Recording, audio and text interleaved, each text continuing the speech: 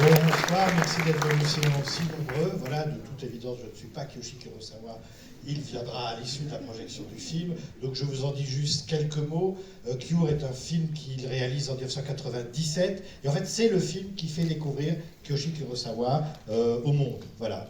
Auparavant, ces films étaient connus au Japon, mais c'est Cure qui va être sélectionné dans des festivals internationaux, qui va vraiment faire découvrir l'importance de Kiyoshi Kurosawa. Alors, pour aller vite, il fait des études de sociologie et aussi un peu de cinéma. Il suit les cours de quelqu'un de très important qui s'appelle Shigehiko Asumi, un professeur qui a carrément engendré toute une génération de cinéastes, ce qu'on appelle la génération Rikyo, Azumi. Donc tous ces jeunes cinéastes japonais qui émergent dans les années 90, beaucoup étaient des élèves d'Azumi. Alors il a le cinéma dans la peau, Kiyoshi Kurosawa, il fait des films en Super 8 quand il est lycéen, étudiant, et puis il rentre dans l'industrie, il suit le parcours de beaucoup de réalisateurs, c'est-à-dire avant d'être réalisateur, on est assistant réalisateur, et puis la Nikatsu lui propose de réaliser ce qu'on appelle des romans porno, des films érotiques. C'est un genre qui avait permis à la Nikatsu de survivre financièrement à la crise des années 70.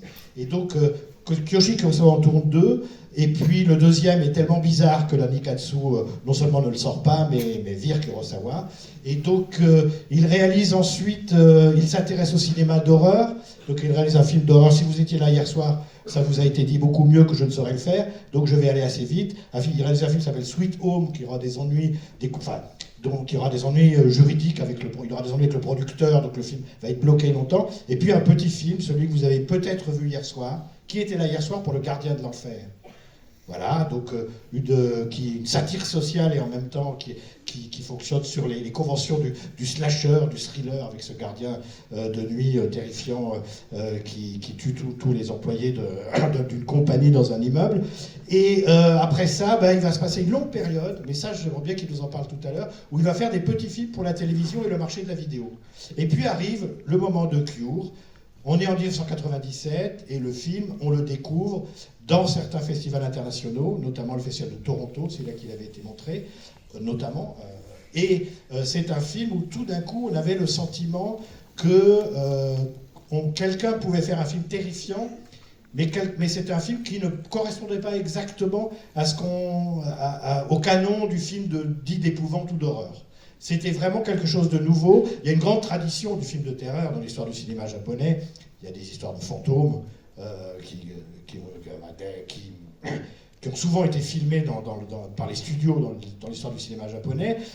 Au moment où Kiyoshi Kurosawa apparaît, on a un renouveau, il y a la Japan Horror qui surgit, à nouveau des histoires de fantômes. Et Kiyoshi Kurosawa, c'est quelque chose d'autre. Chez lui, la terreur provient de la mise en scène, le cadrage, la durée des plans, et d'une idée extrêmement pessimiste quant à la condition humaine. Alors, je ne vous en dirai pas plus.